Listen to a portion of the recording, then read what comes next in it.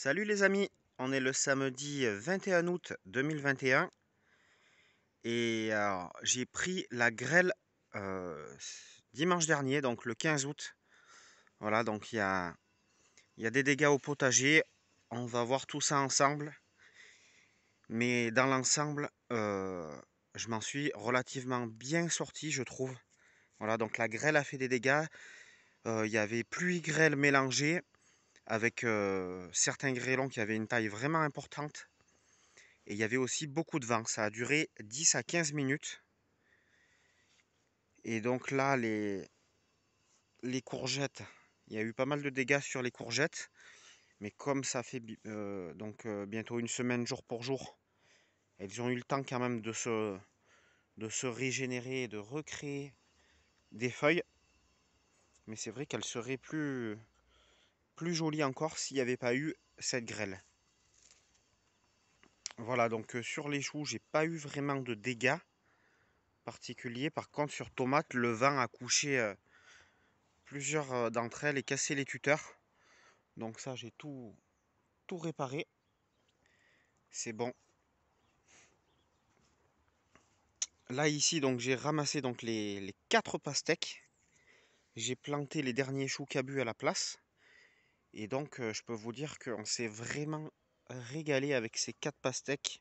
Enfin, on en a mangé que 2 pour l'instant. Mais super bon, super juteux. Voilà, la pastèque, ça faisait partie des légumes que je consommais pas jusqu'à maintenant. Et puis, ben, à force d'en avoir à disposition au potager que j'ai produit moi-même, ça change complètement la donne. Et du coup, maintenant, ben, je me régale alors qu'avant, j'en mangeais pas, celle du commerce. Voilà, là, j'ai désherbé cette semaine donc les 2 endroits où il y a des poireaux. Donc ici, et puis on ira voir sur l'autre planche où il y a des poireaux. J'ai tout désherbé. Alors là où il y a eu le plus de dégâts avec cette grêle de dimanche dernier, c'est sur les courges butternut que vous voyez ici. C'est vrai que là, il y a eu beaucoup de feuilles de percées.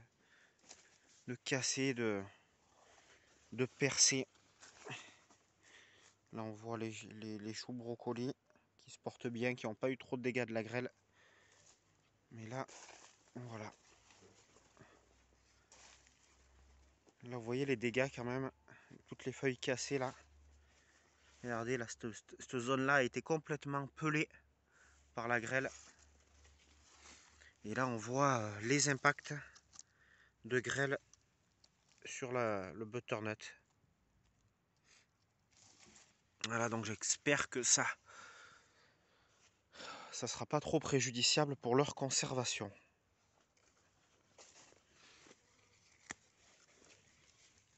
Hop. Voilà, tous les plants de poivrons avaient été couchés, ils n'étaient pas tutorés.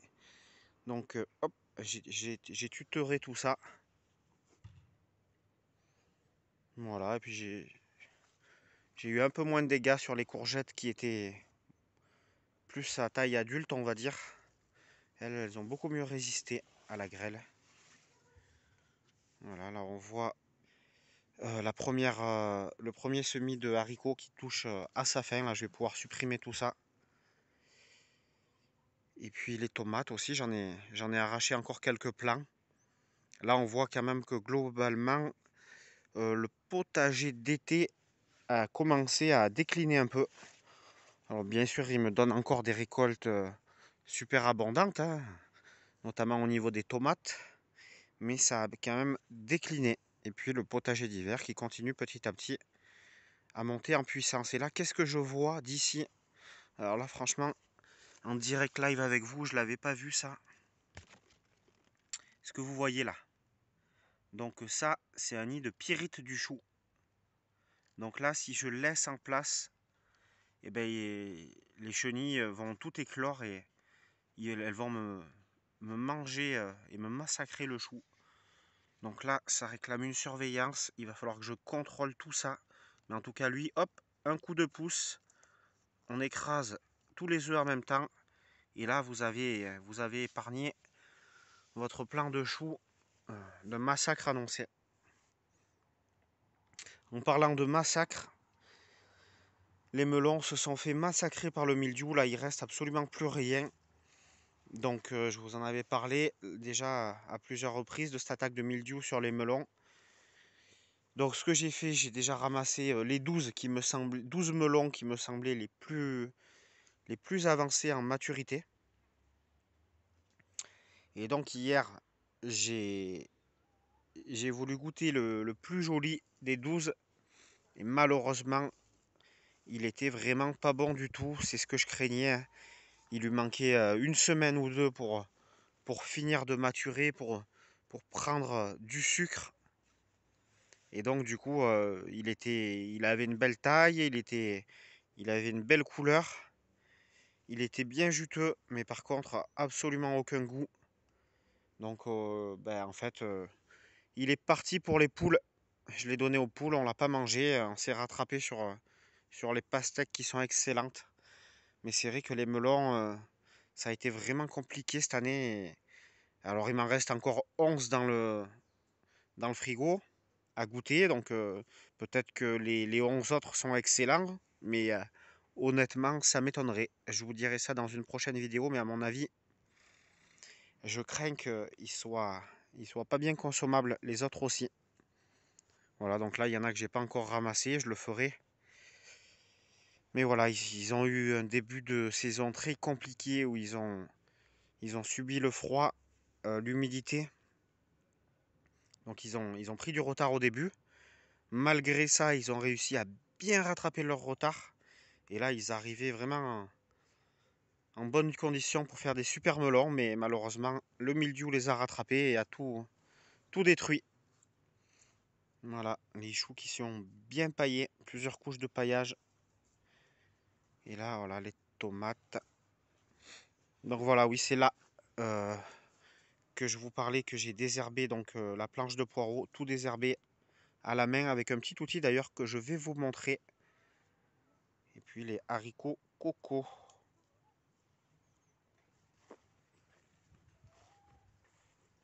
Hop, voilà, on voit un peu tout ça. Et donc il était tombé ouais, entre la grêle et la pluie, 20 bons millimètres en 10-15 minutes. Ça a été vraiment assez violent. Et je pense que ce qui nous a sauvé d'une destruction beaucoup plus importante, c'est qu'il y avait quand même pas mal de pluie. Et les grêlons étaient un peu éparpillés, même s'il en est tombé quand même pas mal. Et le fait aussi que ça n'avait pas duré longtemps. Voilà donc, c'est cet outil-là que j'utilise. Vous voyez, c'est tout petit. J'ai trouvé ça dans une brocante, j'ai payé ça 1 €. Et ça pour désherber dans les endroits tout petits, comme par exemple les poireaux qui sont densément plantés. C'est vraiment pas mal du tout. Voilà, et bien si vous voulez, on va faire un petit tour à la mini forêt jardin, voir un peu comment ça évolue tout ça. Regardez-moi ça comme c'est beau. Ça c'est les fleurs d'hippomée qui s'ouvrent surtout le matin et en début d'après-midi et qui se referment le soir. Elles ont poussé toutes seules et elles grimpent sur les tournesols qui apportent également du pollen pour les abeilles et tous les pollinisateurs. Voilà, c'est super joli. Alors que là, je dois me frayer un passage dans la jungle. Là, c'est la jungle de Topinambour.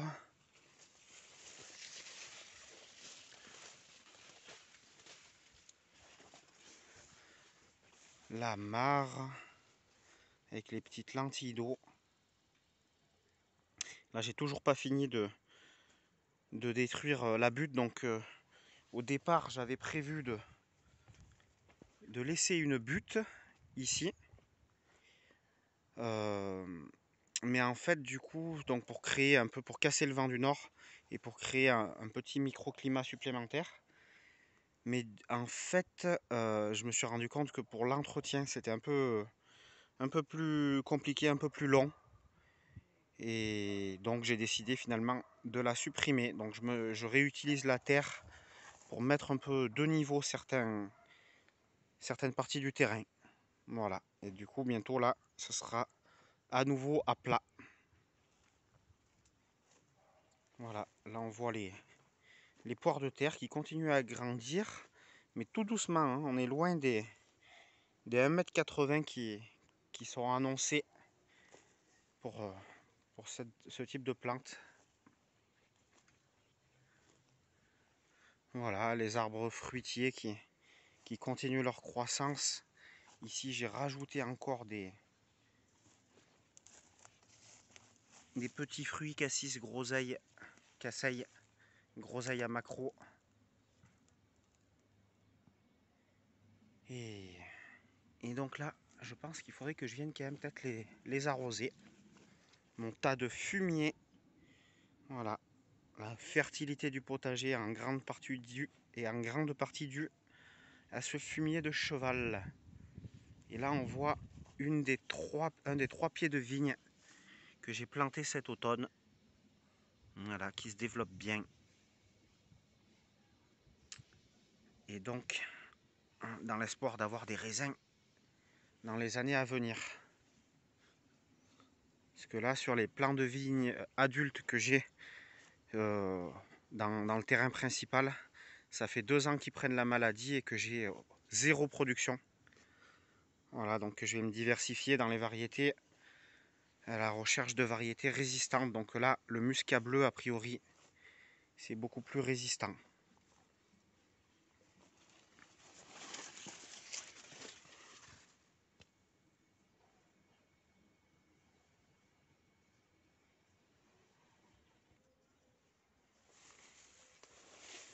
Et là, voilà, on voit qu'il y a des belles framboises. Je vais la manger, celle-ci.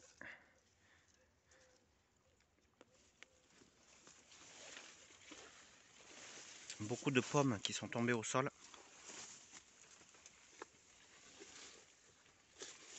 Et là, on voit vraiment qu'on est dans une ambiance limite de forêt, dans un tout petit espace, avec pas mal de plantations d'arbres et tout, arbres fruitiers.